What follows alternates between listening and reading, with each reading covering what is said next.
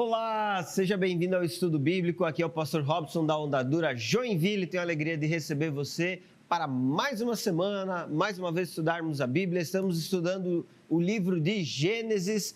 Aliás, hoje nós vamos falar de um capítulo da Bíblia, capítulo 6 de Gênesis, que tem algumas questões bem legais, bem importantes. Nós vamos falar sobre os filhos de Deus, as filhas dos homens.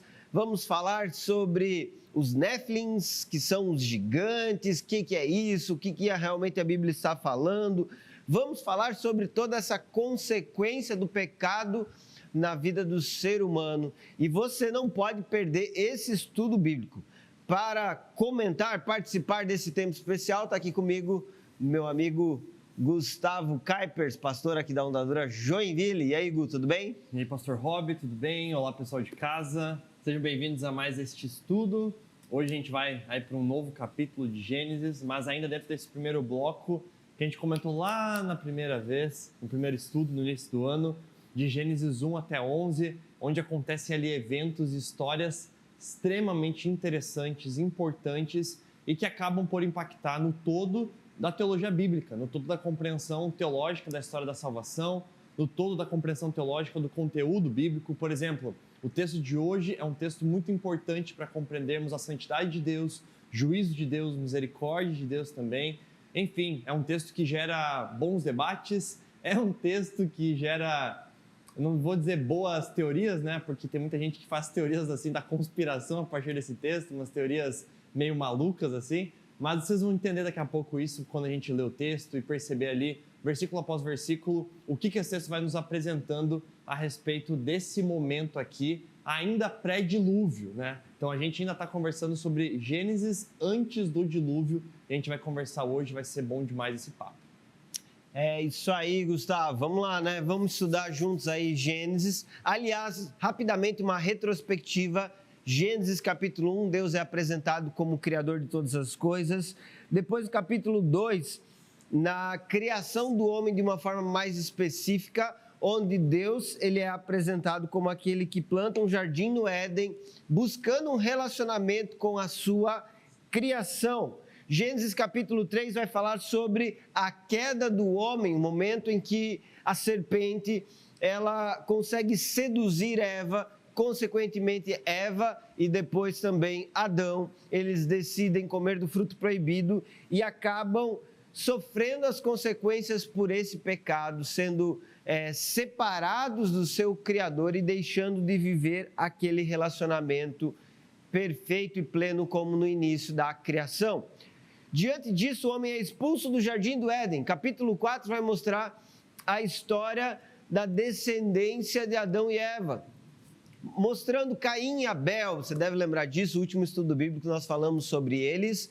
Caim foi o primeiro assassino da história, ele matou seu irmão Abel, porque Abel entregou uma oferta que Deus se agradou e a oferta de Caim não foi aceita. Diante disso, Caim foi expulso desse lugar onde ele convivia e ele foi então vagar pela terra. A partir do versículo 17, você tem uma descrição de que Caim, aliás, se casou, teve filhos e criou uma cidade chamada Enoque. Nessa cidade, ele então estabeleceu a sua descendência. E algo interessante, na descendência de Caim, você tem alguém chamado Lameque. Lameque, diz o capítulo 4, versículo 19, que ele se casou com 2 mulheres. Ou seja, o texto bíblico começa a mostrar a perversão da humanidade. Depois de Caim, um dos seus descendentes vive a bigamia, casamento com mais do que uma mulher ou com 2 mulheres. Lá no capítulo 4, versículo 23, vai falar também que Lameque reconheceu que matou um homem, ou seja, que ele cometeu um homicídio. Você tem então na linhagem de Caim pessoas que estão vivendo uma perversão moral.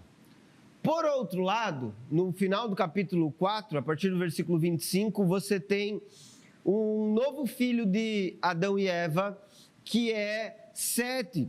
E lá no versículo 26 diz assim: quando Sete chegou à idade adulta, teve um filho e chamou de Enos.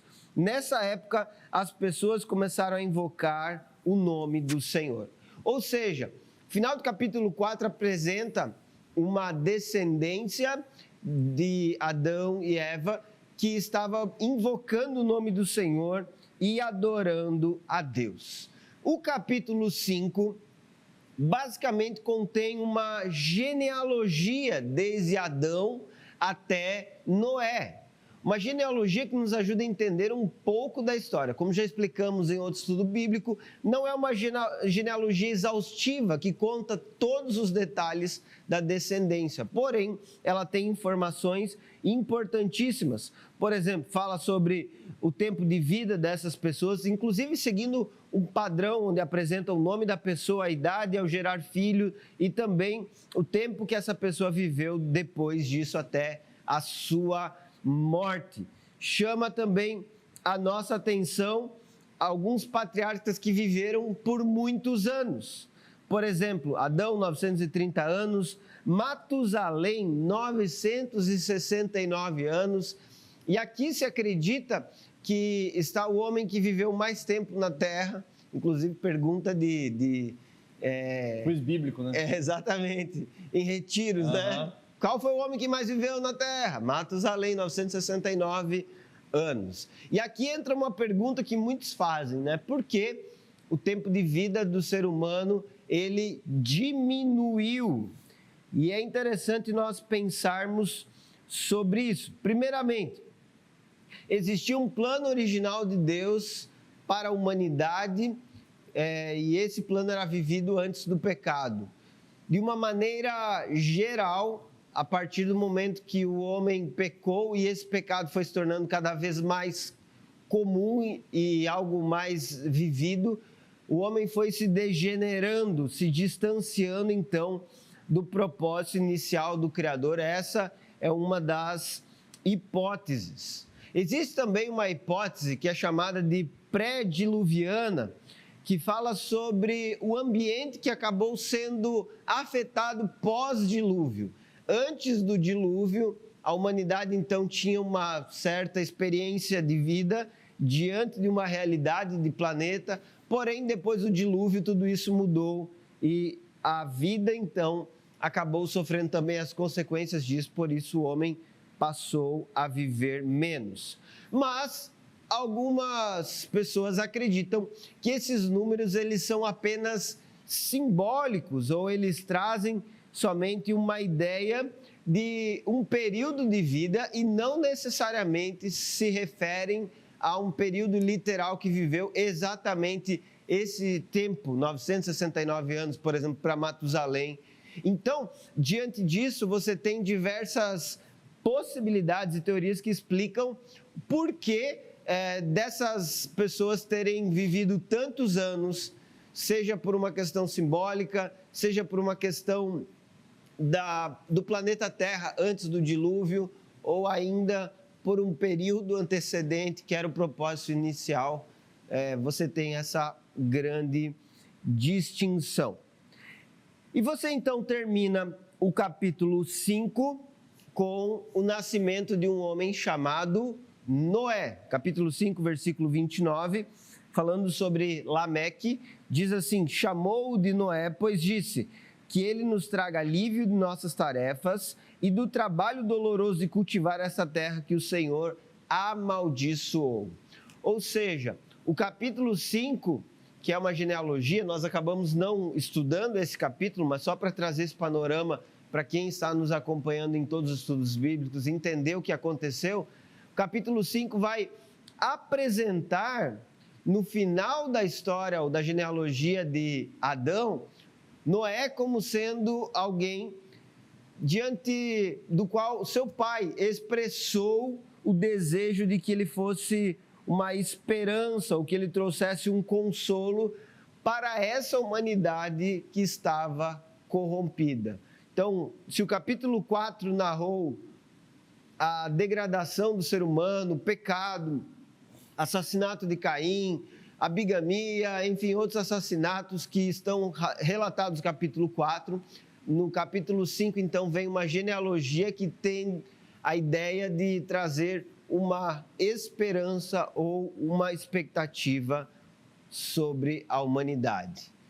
Porém, a pergunta que nós fazemos diante disso é a seguinte: Deus se arrependeu de ter criado o homem, tendo em vista que a humanidade perverteu-se, saiu do caminho desejado pelo seu Criador, fugiu ao seu propósito inicial.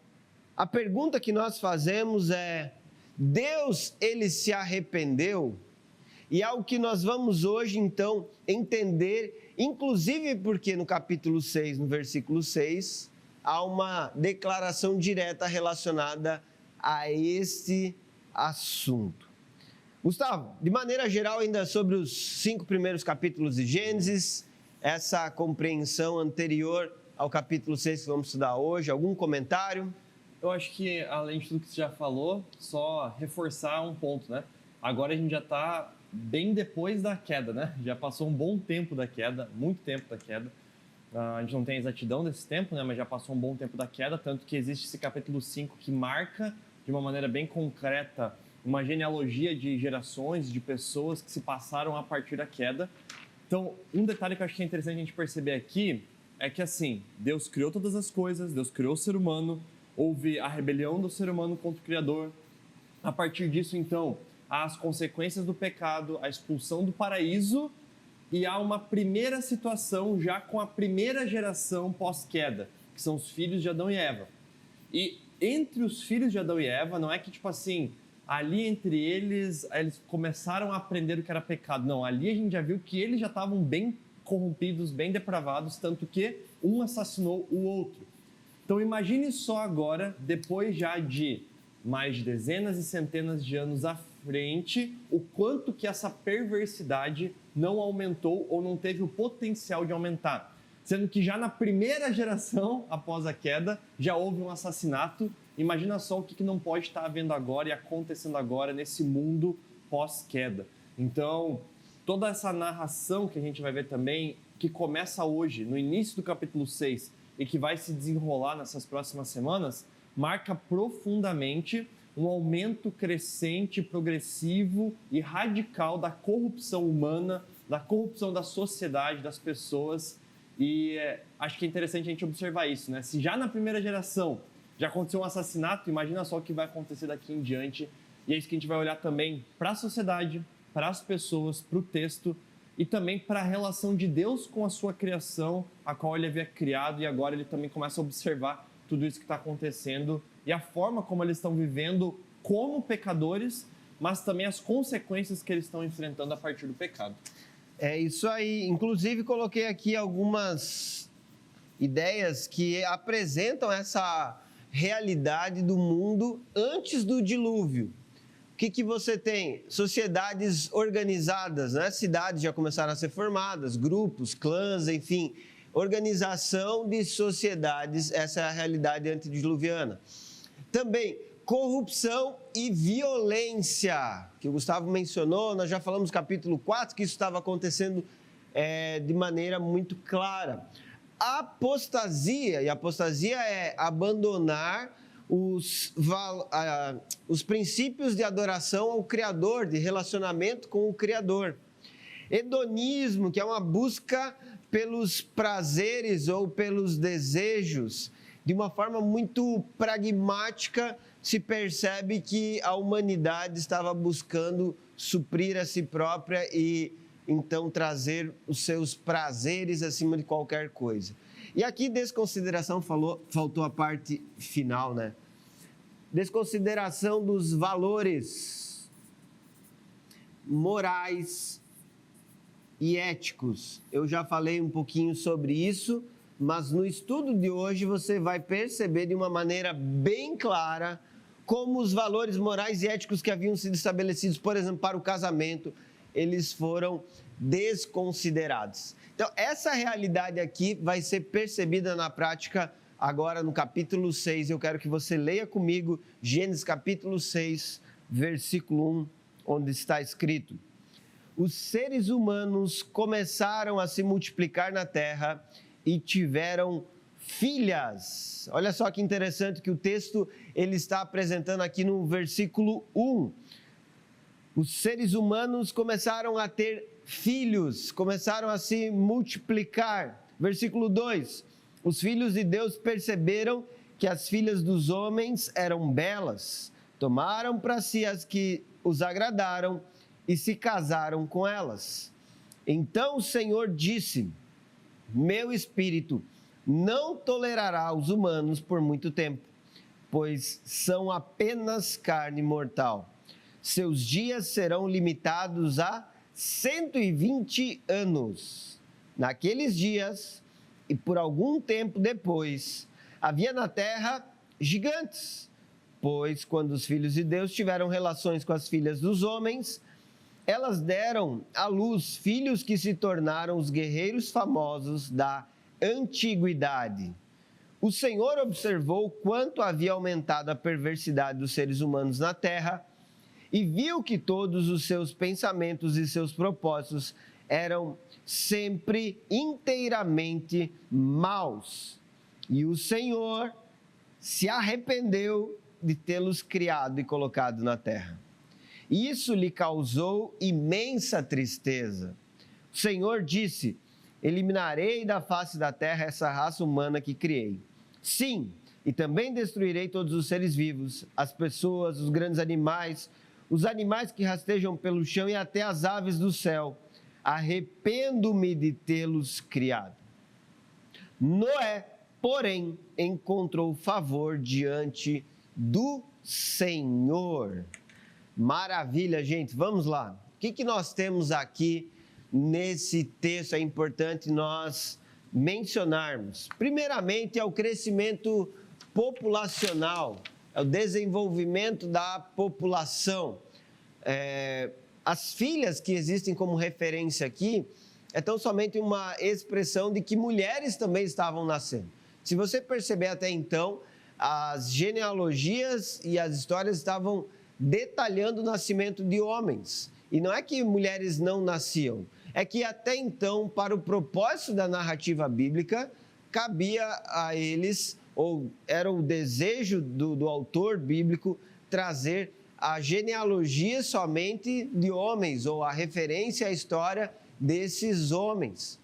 Porém, aqui ele precisa acrescentar a existência das filhas ou das mulheres, mostrando claramente que, como consequência dos casamentos ou da união entre homens e mulheres, eles estavam tendo tanto filhos quanto filhas. Se você lembrar capítulo 4, a primeira coisa que é mostrada naquele capítulo é que que Adão e Eva, eles tiveram 2 filhos. E aqui, novamente, o crescimento populacional é mencionado. Segunda coisa que é mencionada aqui no versículo 2 é sobre o casamento ou a união entre os filhos de Deus e as filhas dos homens. Essas expressões aqui, elas são usadas para muitas interpretações dentro da Bíblia. Quem eram as filhas de Deus e quem eram as filhas dos homens e quem eram esses filhos de Deus. Nesse contexto, existem pelo menos 3 grandes interpretações sobre quem eram as filhas dos homens e quem eram os filhos de Deus. A primeira interpretação diz que esses filhos de Deus, eles eram anjos caídos ou seres celestiais. Essa interpretação é a preferida dentro de um contexto de judaísmo primitivo. Por quê? Ela está relacionada ao que está escrito lá em 1 Enoque,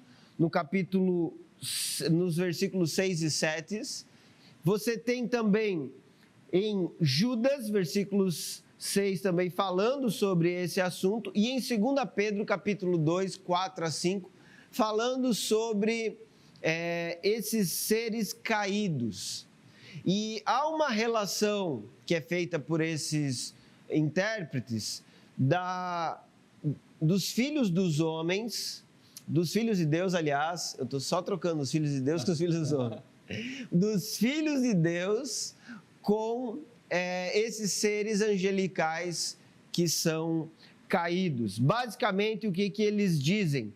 Que esses seres caídos, ou eles possuíram corpos de homens, ou eles mesmos tomaram a forma de um corpo humano, e eles então se casaram com essas mulheres, e eles então procriaram e tiveram filhos. É como se fosse uma raça híbrida, ou algo nesse sentido.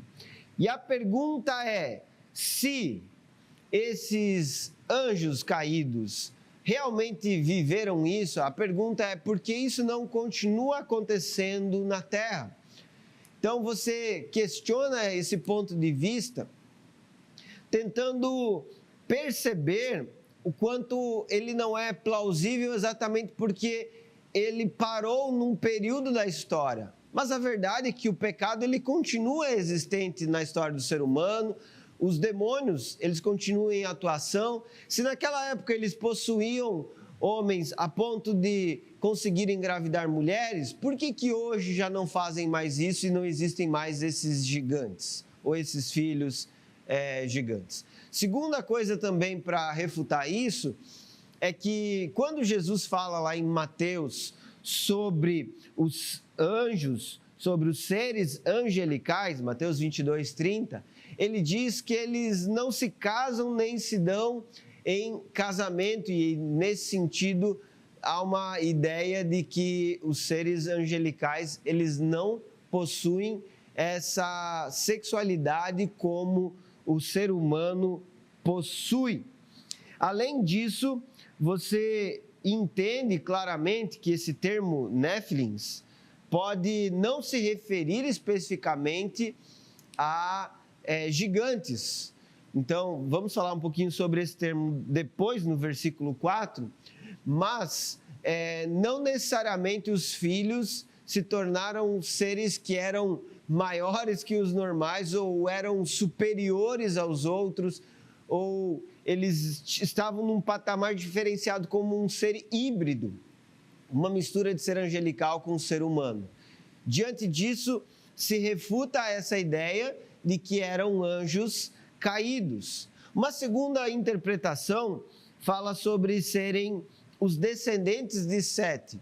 E quando fala sobre a união entre os descendentes de Sete, você está falando sobre os filhos de Deus, trazendo uma referência a uma descendência que estava sendo fiel a Deus, que estava invocando o nome do Senhor, como mostra no final do capítulo 4.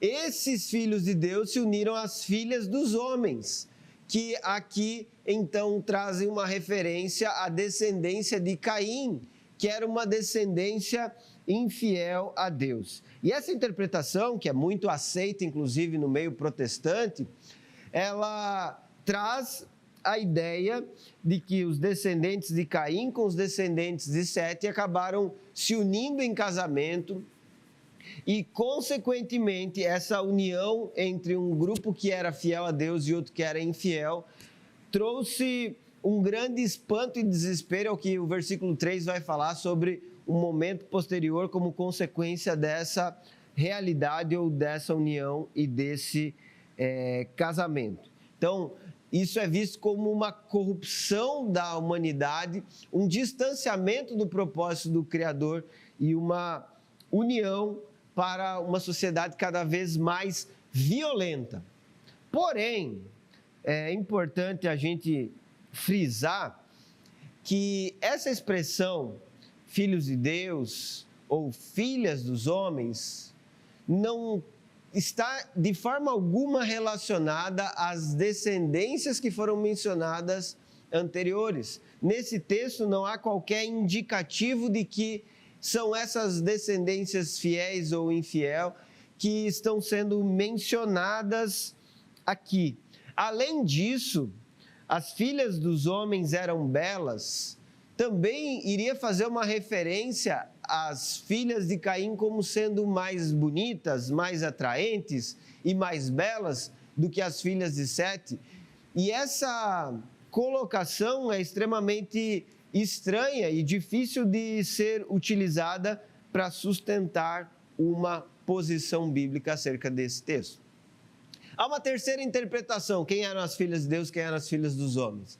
Eram reis ou nobres, pessoas que tinham uma função de realeza, ou alguns homens que tinham essa posição de governo sobre outras pessoas. E esses filhos de Deus, eles então, como reis ou nobres, eles tomavam para si algumas mulheres que eles achavam belas. E esse, inclusive, é um costume que era bastante conhecido ou existente naquele tempo onde esses reis ou governantes poderosos, por exemplo, reis da Mesopotâmia, eles tinham um harém, onde eles levavam mulheres e eles então viviam usufruindo, digamos, desse relacionamento com essas mulheres. Faz muito sentido na narrativa bíblica essa terceira opinião, ou terceira opção, exatamente porque ela está seguindo uma ordem de degeneração do ser humano. Assassinato, bigamia e agora poligamia, onde você enxerga nesse contexto homens que tinham poder tomando muitas mulheres para si e, consequentemente, vivendo essa prática pecaminosa. Se a ideia do texto é mostrar uma progressão da pecaminosidade do ser humano, exatamente essa informação vai nos fazer perceber que cada vez mais o homem estava se degradando, inclusive ferindo a aliança do casamento, que é o propósito do Criador. Eu creio que, independente, né, da linha que você escolher de interpretação, você tem que entender que o propósito desse texto não está em discutir sobre se anjo pode ter filho, se existe um já gigante que andou na terra. Não é esse o propósito, né? O propósito desse texto é mostrar a crescente imoralidade e a crescente perversidade e maldade do ser humano, da sociedade humana. Então, a gente não pode perder o foco dessa intenção literária, dessa intenção do texto e dos recursos literários que o texto utilizou para narrar também esse crescimento e isso acontecendo, né? Então, até é interessante, assim, sobre essa interpretação de filhos dos homens serem os descendentes de Caim e filhos de Deus, descendentes de Sete. Isso é interessante, é uma possibilidade de interpretação, mas essa interpretação também iria pressupor que já existe uma linhagem escolhida, assim, já existe uma linhagem ali meio preferida de Deus, digamos assim, nesse primeiro momento, ou uma linhagem ali que de alguma maneira já é santa, ou de alguma maneira agrada a Deus. Mas o que a gente vai ver logo na sequência do texto é que ninguém estava agradando a Deus. A gente vai ver que sobra uma pessoa, Noé e sua família. Mas a gente vai ver que não é que tem uma grande linhagem, uma grande descendência. Todos os filhos de Sete são pessoas que agradam a Deus, cultuam a Deus, servem a Deus. A gente não vê essa realidade sendo expressa no capítulo 6 de Gênesis. Então, é um pouco difícil a gente entender também que, de fato, todos os descendentes de Sete eram pessoas que faziam parte desse povo de Deus, que estavam de alguma maneira já aliançadas com Deus, até porque esse conceito de povo chamado, de povo escolhido, é algo que vai vir de uma maneira mais marcante e clara a partir de Abraão, né? A partir ali de Gênesis capítulo 12 em sequência. Então não é um conceito que está ainda claro e que existe aqui anteriormente, né? Não existiu nenhum chamado de Deus a Sete, por exemplo, a sua descendência. Existe Abraão e a sua descendência. Então é difícil a gente entender já essa distinção bem clara. E como o texto posteriormente vai julgar todos os seres humanos, a gente percebe que inclusive os descendentes de Sete estão nesses todos os seres humanos que enfrentarão o dilúvio na sequência, a não ser Moisés e a sua família. Noé e a sua família, né? Então é interessante a gente perceber isso também. E apesar de tudo isso, né, seja você entendendo dessa forma, seja entendendo como anjo caído, seja entendendo como governantes, que o texto deixa claro isso, né? Que as pessoas, então, a gente até vai falar agora sobre esses Néfilins, né? Mas o contexto ali está falando sobre poder, está falando sobre influência na sociedade. E um poder e uma influência na sociedade negativa, que gera ainda mais corrupção, que gera ainda mais imoralidade, ainda mais degradação da sociedade, né? Então, enfim, o todo disso está apontando para isso. Uma crescente de imoralidade, uma crescente de maldade, de problemas, de perversidade em meio à sociedade. É isso. E aí você tem no versículo 3, que é a sequência do texto, uma resposta de Deus a esse casamento, a essa união, a essa forma como o ser humano estava vivendo, desses filhos de Deus e dessas filhas dos homens que estavam se unindo. Meu espírito não tolerará os humanos por muito tempo. Essa frase, onde Deus diz que o seu espírito não tolerará, mostra que ele então chegou no limite do seu juízo, ou chegou no período de trazer justiça sobre a terra. Quando Deus afirma que o homem ele é carne mortal, ele está reconhecendo que fisicamente, ou aliás, que mais do que fisicamente, né, no todo o seu ser, o ser humano está vivendo em oposição ao que o Criador desejava, de forma contrária àquilo que ele queria. E nessa referência à carne mortal, Deus está então demonstrando o quanto o que ele criou está dissociado do propósito que ele havia estabelecido.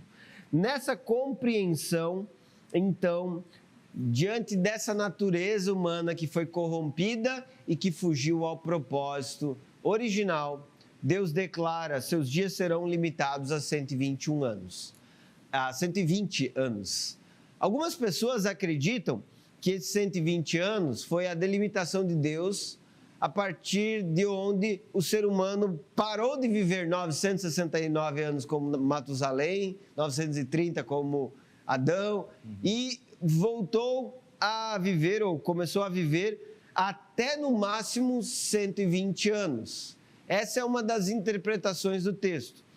Porém, eu creio que a ideia desse texto é falar que aquela humanidade que ali estava vivendo daquela forma, iria viver por mais 120 anos. E 120 anos seria o período onde o juízo de Deus ele seria plenamente estabelecido sobre aquelas pessoas e pela forma como elas estavam vivendo.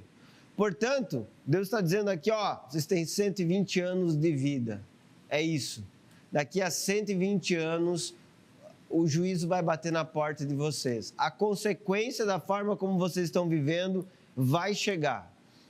Se o meu espírito não tolera mais isso, se eu não consigo mais suportar a humanidade dessa forma como ela está vivendo, eu vou trazer uma ação, uma resposta, uma consequência pelo pecado à humanidade.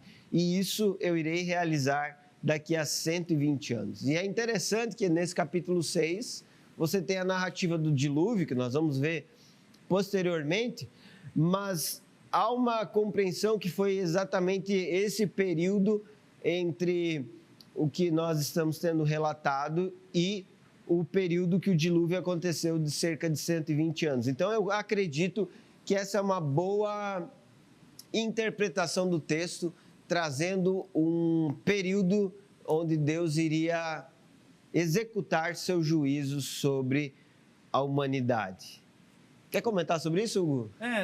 Eu creio que vai muito por essa linha mesmo, porque, como eu tinha falado lá no início, né? Esse texto é bem legal e interessante porque ele permite você ficar pensando em um monte de ideia, de teoria, né?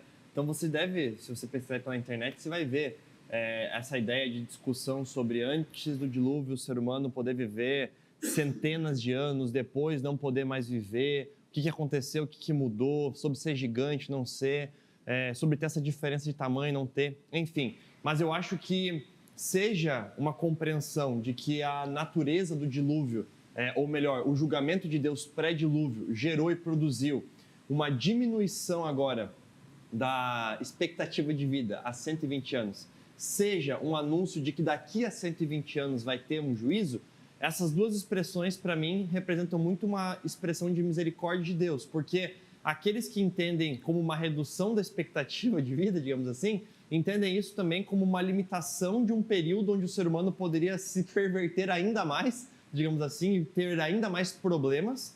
E aqueles que então também entendem como sendo um juízo daqui a 120 anos, entendem isso como sendo, olha, beleza, Deus decidiu isso agora, mas ele não aplicou agora, ele ainda vai dar um período de misericórdia, um período de, digamos assim, até de arrependimento das pessoas ou algo do tipo, para então aplicar o seu juízo. Isso a gente percebe em vários momentos das Escrituras, né? O momento onde o juízo de Deus está carregado junto de misericórdia e graça. A gente já vem conversando isso nessas últimas semanas, e isso se expressa também aqui nessa idade, né? Nesses 120 anos. É isso aí. No versículo 4, então, sequência do texto, o que diz? Naqueles dias, por algum tempo depois, havia na terra gigantes. Aqui entra a palavra Néfilins, que é muito usada nos nossos dias, ou questionada até nos nossos dias. Quem seriam esses gigantes? Primeira coisa, que a palavra aqui ela é traduzida por gigante, mas ela também pode ser traduzida como caídos, ou seja, os filhos desse casamento, dessa união entre homens e mulheres, são os caídos, aqueles que vivem depois da queda, aqueles que vivem depois de terem desobedecido ao Criador. Outra coisa também é que, por gigante, não necessariamente se fala uma espécie híbrida, mas pode-se falar sobre guerreiros poderosos, famosos da antiguidade. Inclusive, nessa versão, eu uso a NVT aqui, existe exatamente essa ideia de que eram guerreiros famosos da antiguidade, homens de renome ou homens valentes. Lembrem o contexto, nessa época as pessoas estavam vivendo sociedades que estavam se unindo e, consequentemente, quem tinha mais força, poder, conseguia tomar outros povos, conseguia viver o domínio sobre outros. Quando eu estava lendo isso aqui, pensando, eu lembrei da série Vikings, também Game of Thrones. São séries que expressam, assim, a barbárie humana na luta pelo poder, por destituir outros povos. Algumas cenas, assim, são muito emblemáticas, como, por exemplo, quando eles pegam uma espada e simplesmente alguém fala algo que não gostou, o outro vem numa reunião onde estavam diversos reis, ele pega aquela espada e passa no meio e corta aquele homem pelo meio. Ou seja, tu olha aquilo e tu diz, nossa, que crueldade.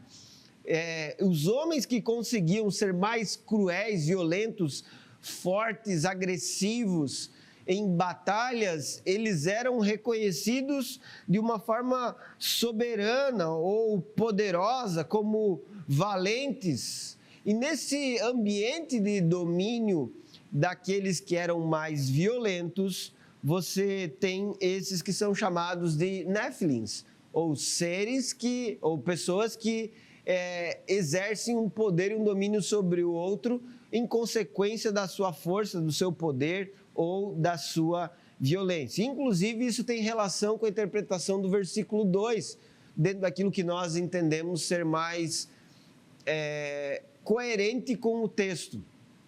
Afinal de contas, você tem reis ou nobres, pessoas com posição de honra, que se casam e têm muitos filhos. Dentre esses filhos que eles têm em seus haréns, ou entre suas muitas mulheres, o que eles fazem? Os filhos que são mais fortes e mais poderosos acabam tomando posição de liderança no exército, no governo, enfim, tendo posições onde eles acabam se colocando em posições mais elevadas e sendo reconhecidos, aclamados diante daquela sociedade na época.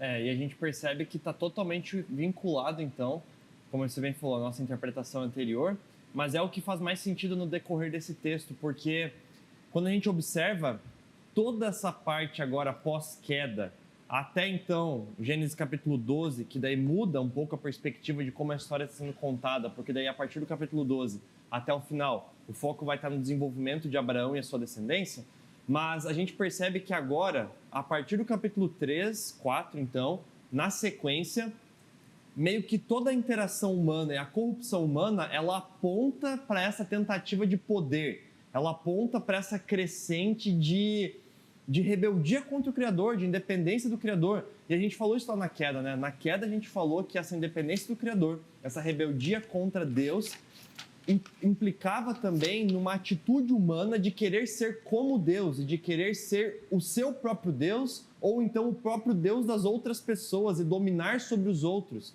Lembra? É bem interessante, quando Deus criou o ser humano, ele criou sim o ser humano para que ele tivesse autoridade, dominasse sobre a criação, sobre este mundo criado, mas não acima do Criador, mas sempre em submissão ao Criador. Mas justamente essa rebelião faz com que o ser humano agora queira dominar acima do Criador, como se ele fosse o próprio Senhor, o próprio Deus de todas as coisas, mas também humilhando e se passando sobre outros. Tanto que a gente vai ver isso agora na narrativa que se segue ao dilúvio, a gente vai ver isso depois também na Torre de Babel, enfim.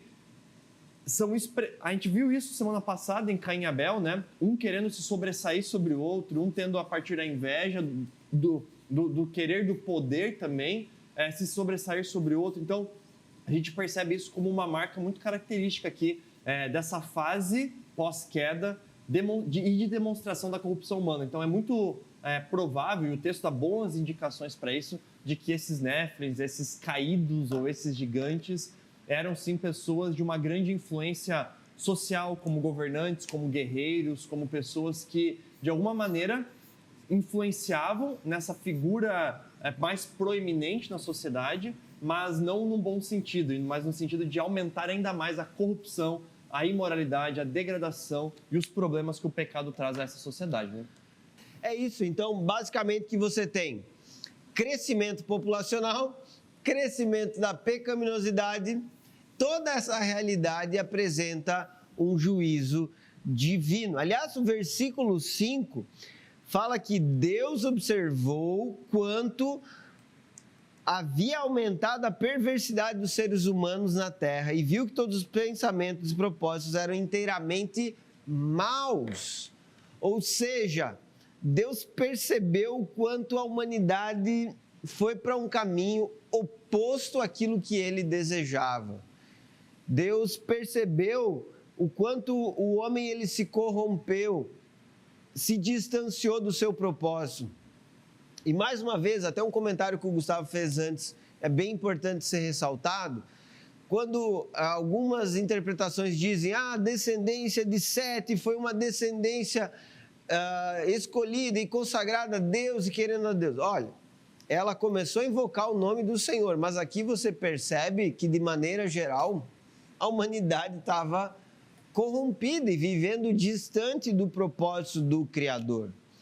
Portanto, Deus ele percebe que a sua criação estava distante do que ele queria, fugindo da sua vontade.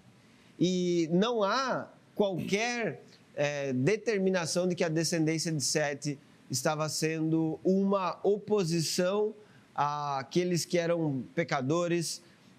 Pelo contrário, você percebe que eles também estavam envolvidos nessa vida pecaminosa. E então vem o versículo 6, uma frase que tira muita gente do sério. E o Senhor se arrependeu de tê-los criado e colocado na terra. Gente, essa questão aqui é muito importante. Vou pedir para o Gustavo até responder. E aí, Gustavo? Deus se arrependeu de ter criado o homem? Então, essa frase ela é muito interessante porque ela mexe com o que nós entendemos sobre arrependimento e o que nós entendemos sobre quem Deus é. Então, a forma como nós vamos entender esse texto e vamos nos chocar ou não a partir dele depende do que nós compreendemos sobre a natureza de Deus e do que nós compreendemos que arrependimento pode significar ou pode apontar, por exemplo, aqui nesse texto, né? Por exemplo, quando você se arrepende de alguma coisa, geralmente, quando você se arrepende de alguma coisa, isso está envolvido num contexto de erro. eu me arrependi de ter feito aquilo, eu me arrependi de ter seguido por esse caminho, eu me arrependi de ter tomado essa decisão, feito essa escolha. Ou seja, eu fiz algo que gerou um erro, gerou algo ruim, gerou uma consequência danosa, gerou um problema para o outro, gerou um problema para mim mesmo, e aí então eu me arrependo, né? Ou a gente usa naquela famosa frase, né? Se arrependimento matasse, né? Isso você nunca vai usar num contexto bom, você vai usar isso para dizer que você realmente, assim, queria ter feito diferente, queria ser diferente, ou queria que aquilo que você fez e que deu errado fosse de outro jeito, fosse com outros ingredientes, né? Então, sempre quando a gente usa a palavra arrependimento, parece que ela está necessitando que aquele que se arrependa esteja se arrependendo de algo de errado que ele cometeu, de alguma falha que ele cometeu, de algum erro de planejamento, de algum erro, de algum pecado ou algo do tipo.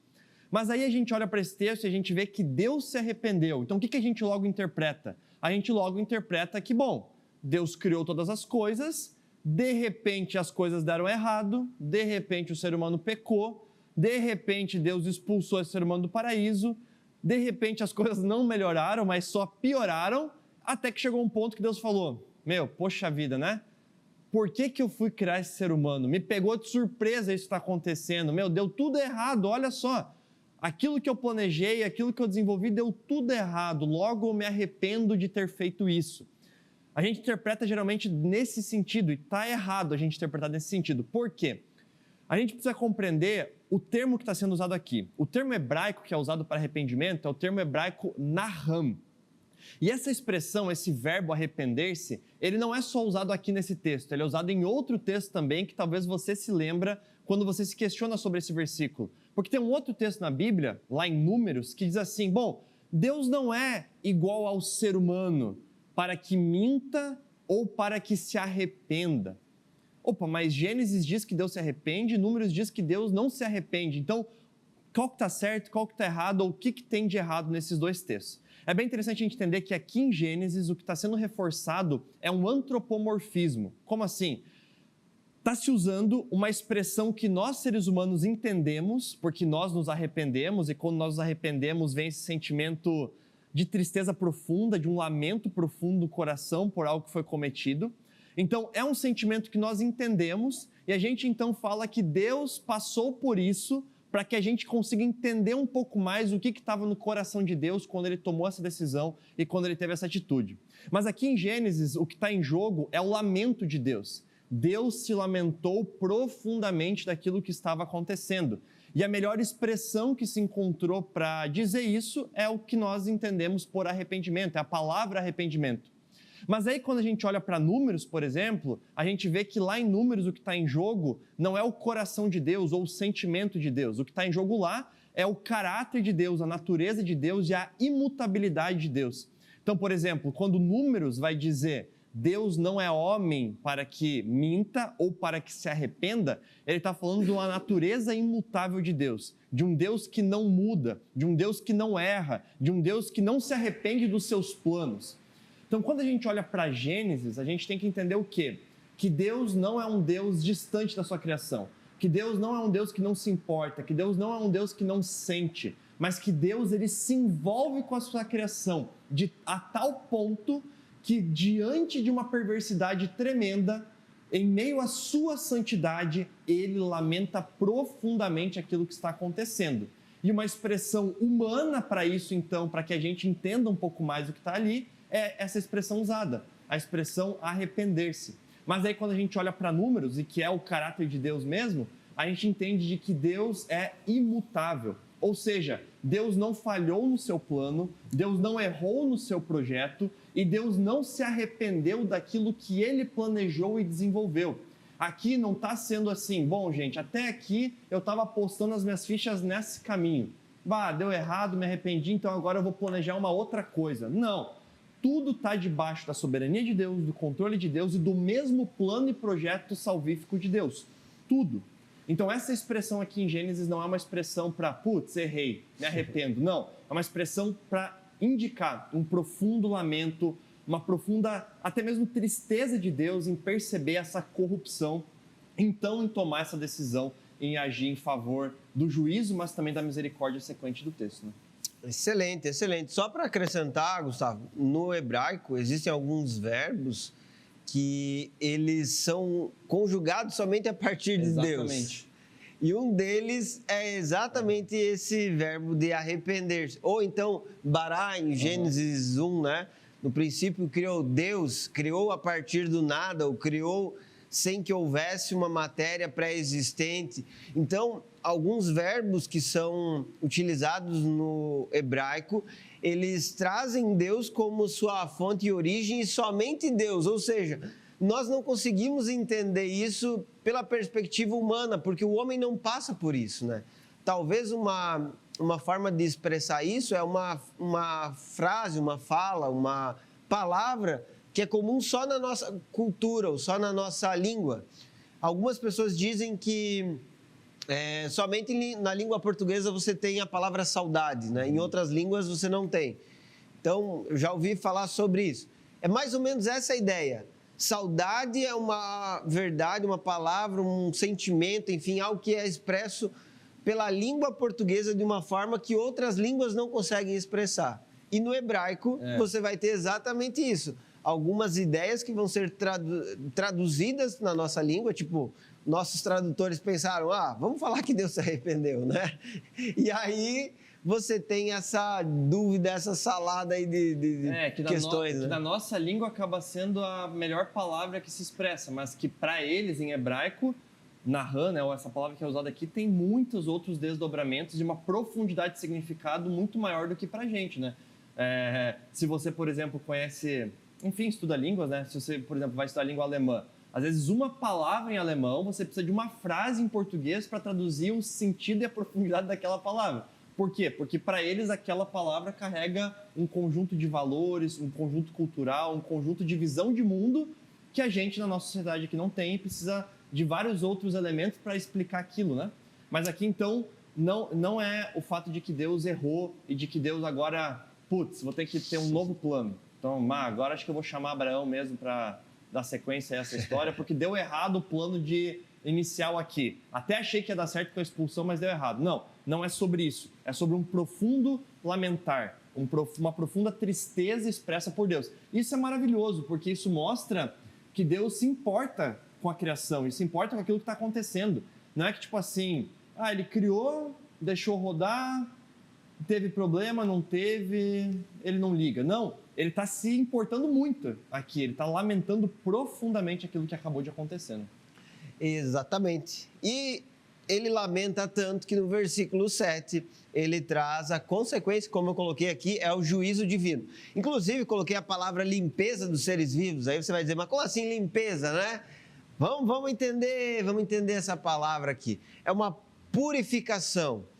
Aqui na NVT está eliminarei da terra esta raça humana que criei. Algumas outras versões colocam destruirei.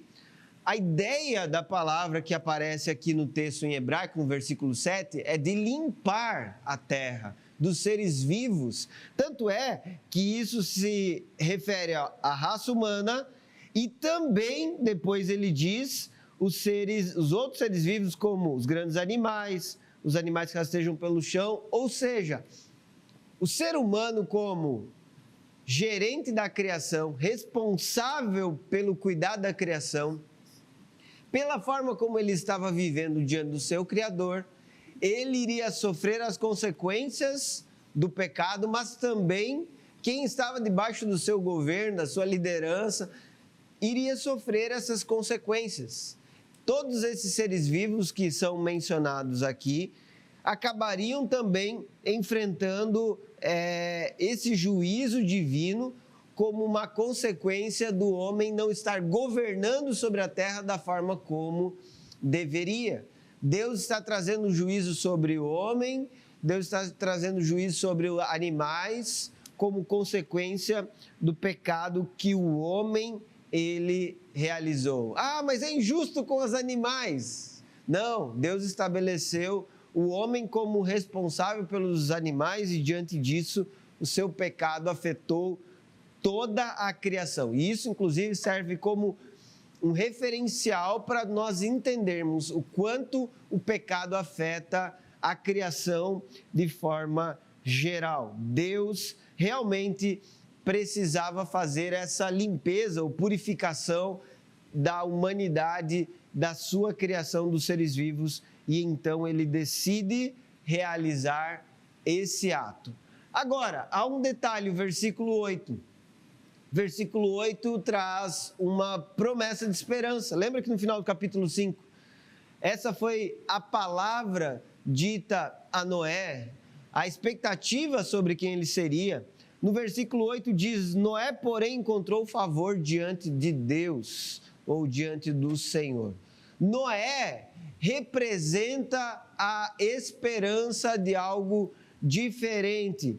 E quando fala que ele achou graça diante do Senhor, encontrou favor diante do Senhor, o que é que nós entendemos?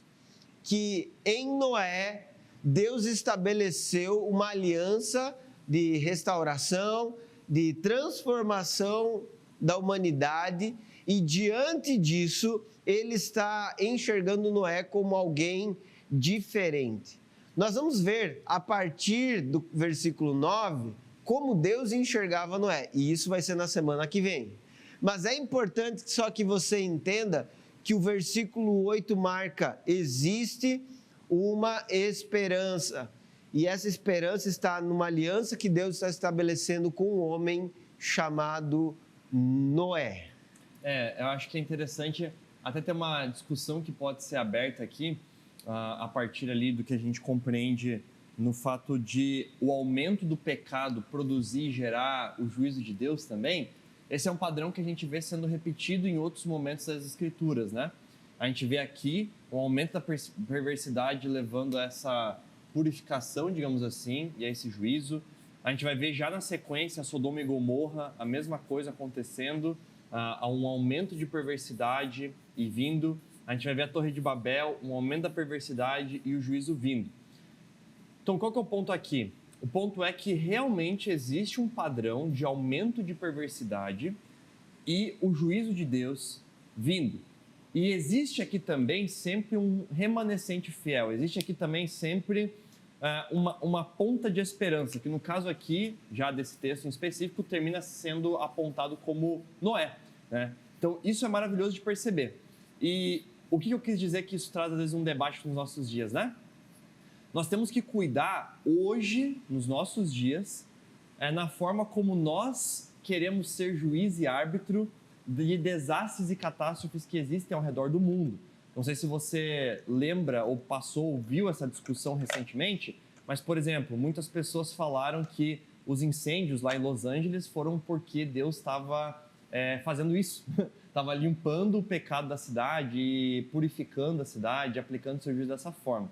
E é muito complicado a gente fazer essa aplicação daquilo que é uma realidade, sim, concreta e palpável aqui no decorrer desse desenvolvimento, dessa narrativa bíblica, para os nossos dias. Por quê? Porque da mesma forma que aqui é uma aplicação de juízo conforme a crescente do pecado, há aqui também a figura de Noé. Só que essa figura de Noé, como o fiel aqui, diante da sociedade, é uma figura que prefigura, por exemplo, a figura de Cristo como o fiel perfeito, aquele que perfeitamente cumpriu todas as coisas. E em Cristo também é cumprido todo esse julgamento contra o pecado. Então, o que eu quero só comentar a partir disso? Que é interessante a gente perceber que sim, problemas que acontecem no mundo, sim, catástrofes, alguma coisa que acontece no mundo, está debaixo desse contexto de juízo, desse contexto de um juízo não específico de Deus, de que Deus agora queimou Los Angeles por conta disso, não é sobre isso, mas que está debaixo da realidade do pecado. E este mundo que jaz no pecado, jaz no maligno, acaba experimentando também desse contexto de um mundo debaixo do juízo. Agora, é muito complicado nós hoje fazermos essa interpretação, e isso, na verdade, você não está fazendo algo bom para o evangelho, na verdade, é uma má apologética, sabe? É uma má defesa do evangelho você dizer que catástrofes ou problemas que acontecem hoje é uma limpa de Deus do que está acontecendo, né? Então, não. Sim, está debaixo da realidade do pecado e do juízo, mas não é da mesma forma como aqui um juízo específico de Deus. Nós não temos autoridade para dizer isso, né? Nós não temos o conhecimento e a amplitude e o conhecimento dos planos do Senhor para dizer isso e afirmar isso. Então, isso tende muito mais a uma crueldade do nosso coração, também pecaminoso, ao afirmar algo desse tipo, do que necessariamente a uma revelação de Deus ou algo do tipo. Então, a gente tem que ter muito cuidado também em como a gente faz essas atualizações. E aí, observando a Noé, a gente percebe, né, que Deus achou com graça Noé, né? Então, também Noé, a gente vai perceber isso a partir das próximas semanas. Noé estava vivendo de uma maneira justa e fiel, mas também não é mérito de Noé que ele está sendo agora salvo, mas é o próprio Deus que, por meio da sua graça, decide salvá-lo. Decide agora que através dele vai ter uma continuidade, porque nesse lamento profundo, ele podia ter feito uma limpeza geral mesmo, inclusive com o próprio Noé, né? Mas ele, Deus, em sua soberania e na sua decisão de graça, decide agora então escolher a partir de Noé essa continuidade também, né?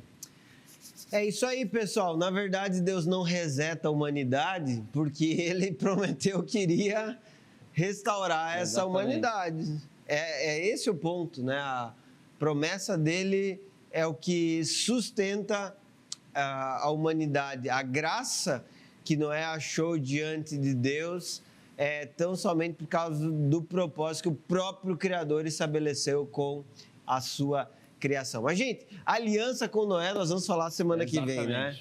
Então, hoje fiquem com esse conteúdo, reflitam bastante sobre ele. Aliás, a gente respondeu algumas perguntas bem importantes aí que muita gente faz, né? Algumas vezes já recebi essa pergunta das filhas dos homens e dos filhos de Deus, também sobre os Néfilins, também sobre Deus se arrepender. Todas essas respostas estiveram hoje e semana que vem nós vamos estar juntos também com outras respostas. Valeu, Gustavo. Tamo junto, hein? Tamo junto, pastor Rob. Valeu, pessoal de casa. Até a próxima semana. Tchau, tchau.